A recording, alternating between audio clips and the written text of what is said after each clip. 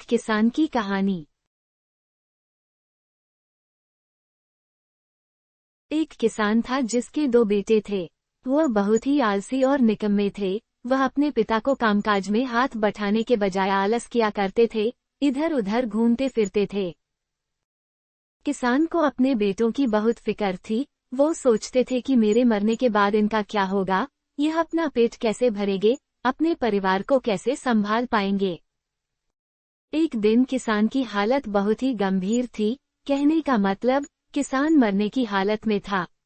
तभी किसान ने अपने दोनों बेटों को बुलाकर उनसे कहा कि हमारे खेत में एक खजाना गड़ा हुआ है, लेकिन वह किस जगह है उसकी जानकारी मुझे भी नहीं है, लेकिन खोदने बाद तुम्हें वो खजाना मिल जाएगा।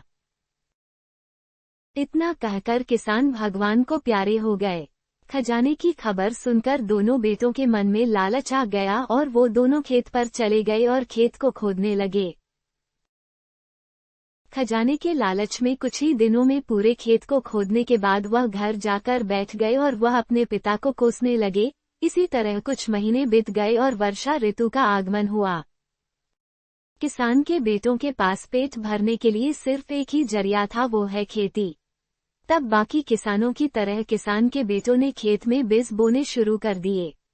वर्षा का पानी पाकर वह बीज अंकुरित हुए और देखते ही देखते खेत लहराने लगे। ऐसा लग रहा था कि हवा के झोंके से लहरा रहा था।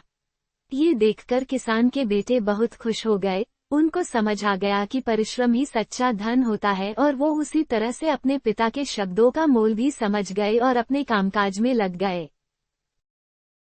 Subscribe to my YouTube channel for more. Thanks.